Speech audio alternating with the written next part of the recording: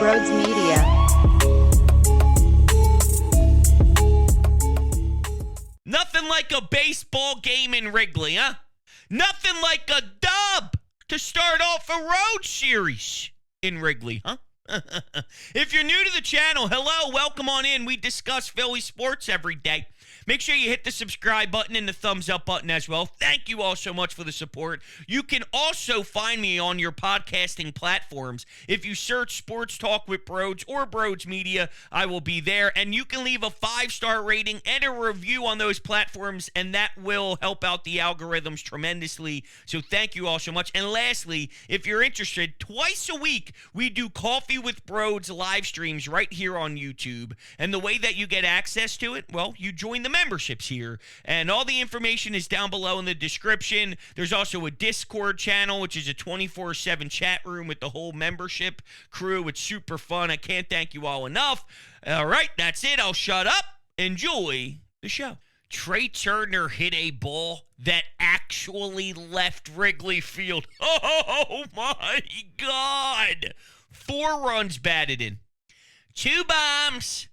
Garrett Stubbs, big RBI in the second inning to help the fellas get on the board nice and early. But don't forget about Nicky Doubles. No, not Nicky Doubles, excuse me. Nicky Defense.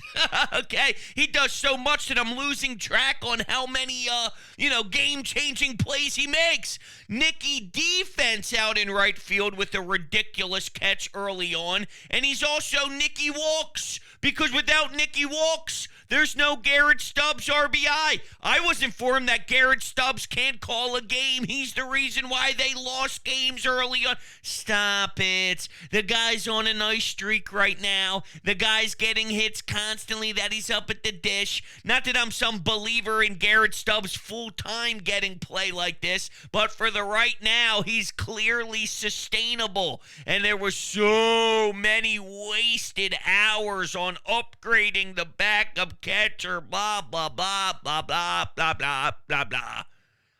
Wasted breath. Not by me.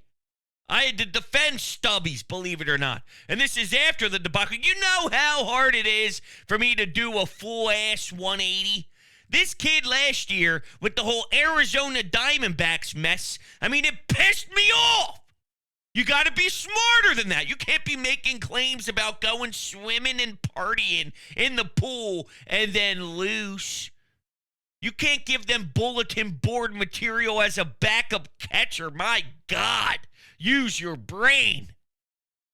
So for me to tell everybody else to relax about Stubbs when JT Realmuto went down, after, remember, I mean, it was the whole situation of the travel schedule. They were going through a lot. They had to deal with going on the road to Boston, to Baltimore, right after London.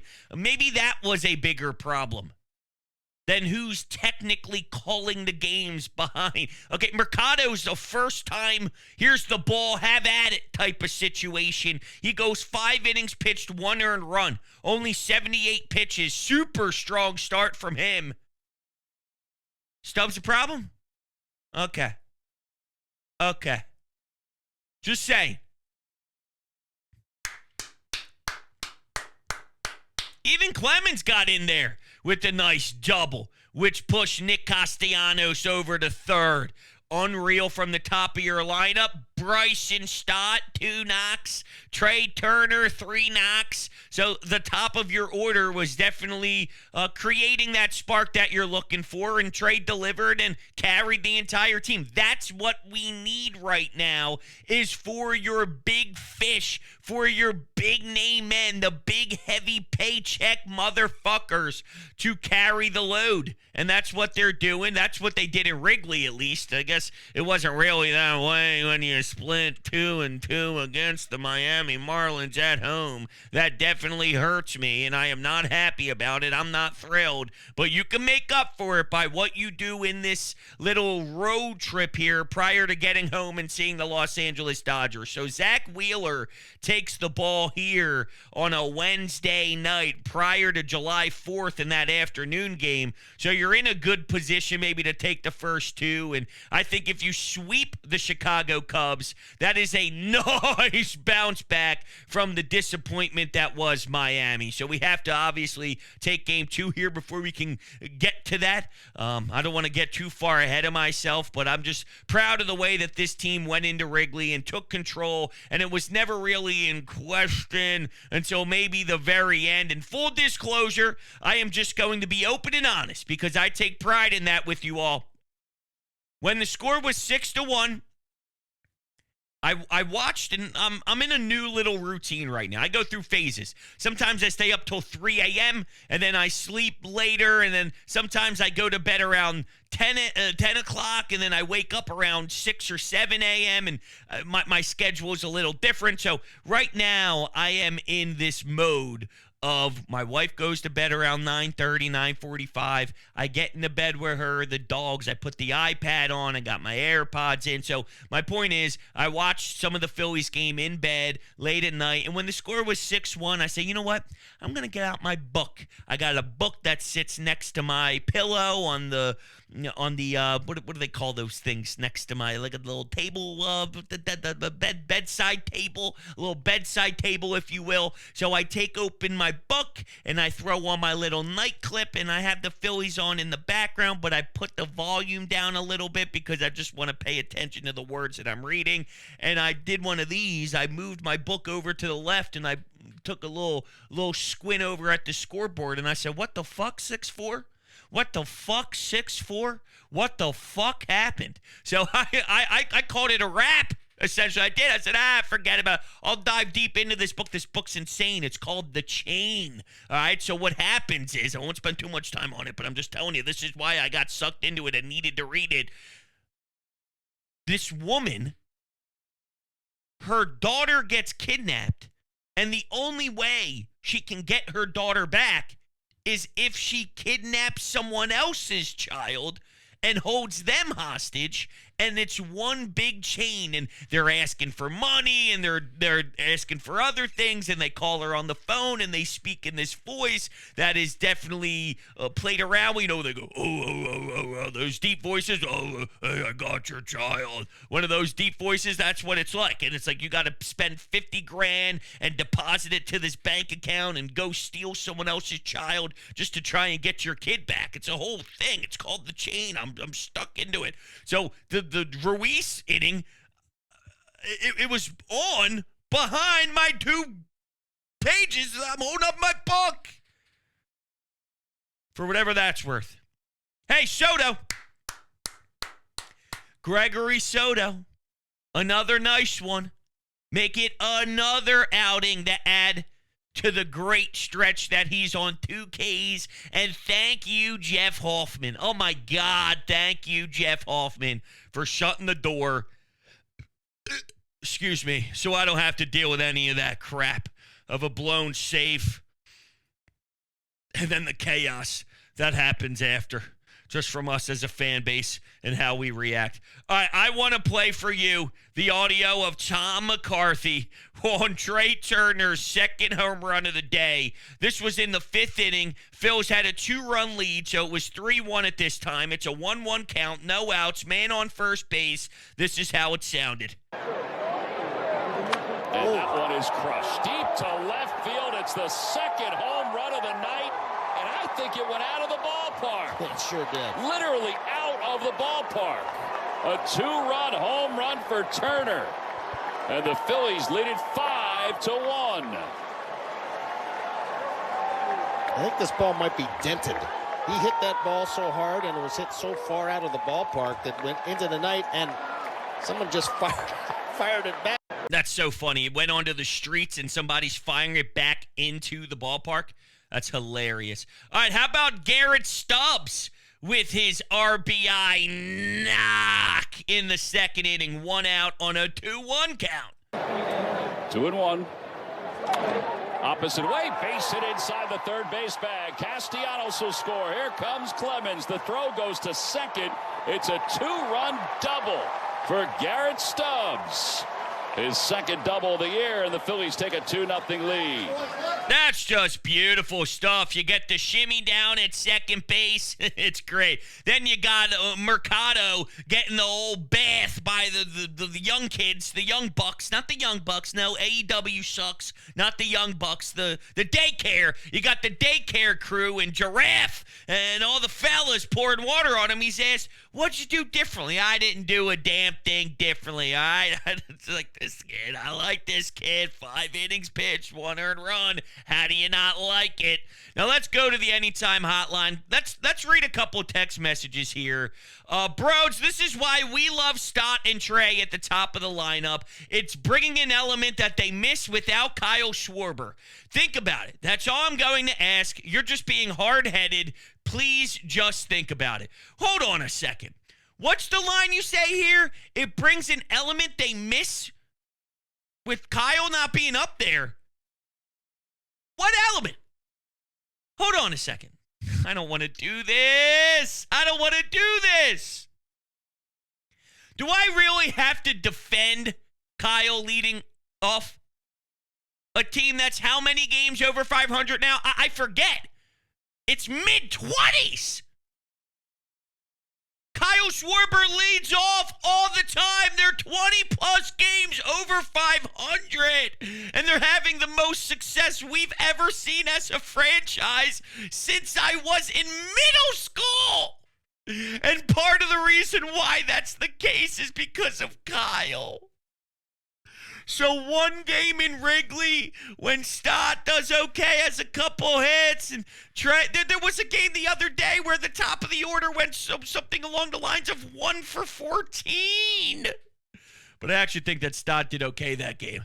I think it was your 2, 3, 4, 5 hitters with Marsh hitting cleanup and Nick batting 5th and Trey having a rougher day. But still, we don't have to do this. I know what Stott is capable of doing. Trey is going to bat 2, and Trey solidified at 2 even when Kyle Schwarber bats 1. So watching Trey do this is nothing. That's his spot.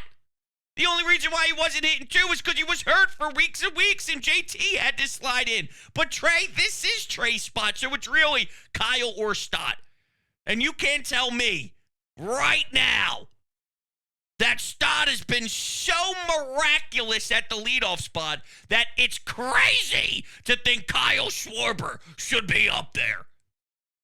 I don't want to do it. I'm sorry. I don't want to do it.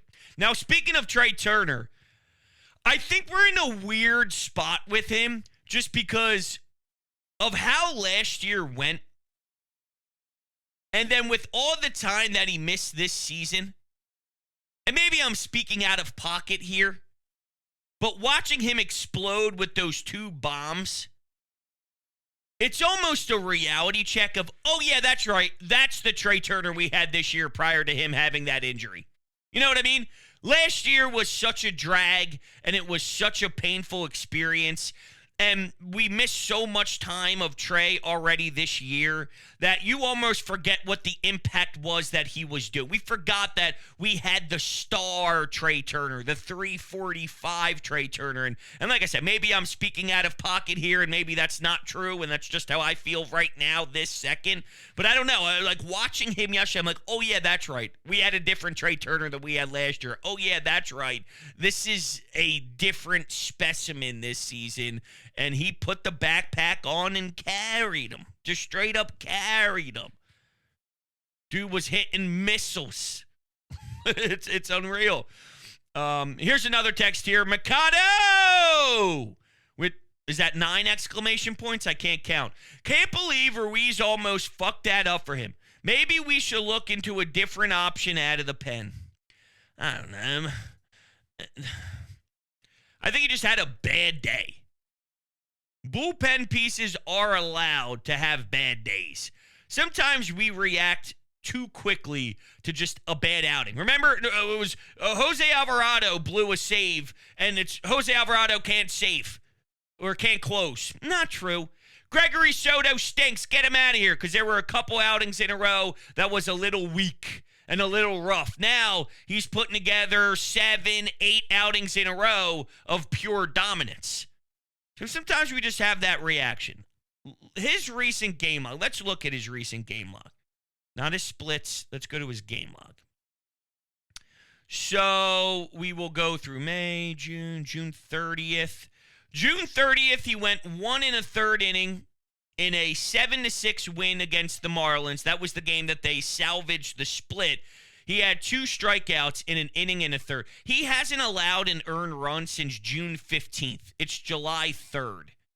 And he's not a high-leverage guy by any means, but, you need those. You need that 6th inning, the 7th inning kind of thing. It's 7th could sometimes be in a spot of importance, but it's not your Alvarados, your Hoffmans, your Stroms. You need some guys in front of them, and he's a perfect example of a solid arm like that. And so June 17th against the Padres, scoreless. June 19th against the Padres, scoreless. June 22nd against the Diamondbacks, scoreless. June 26th, he picked up the win, 1 inning of scoreless ball, 2 strikeouts, and then June 30th. So it's been a while since he even allowed an earned run. I think we got to chill.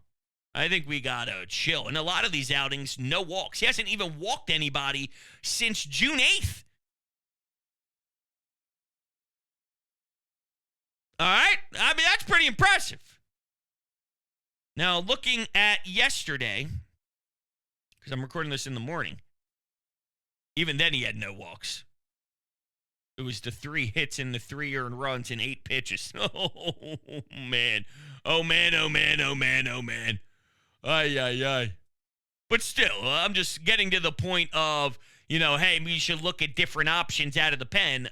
No matter how good your pen is, you should be looking for options out of the pen if you're Dave Dombrowski at the trade deadline. That's normally how this works. If you're a top tier team in Major League Baseball, regardless on if you're looking for outfield, if you're looking for this, if you're looking for that, something you're always looking forward to adding is a bullpen arm, no matter how strong your bullpen is. So that's inevitable regardless on if Ruiz had a good start, bad start. Most likely you're looking for a Mason Miller type or more of that type of energy, not a Ruiz role kind of thing. All right, let's take a call here. Let's go to Aiden in Newcastle, Delaware.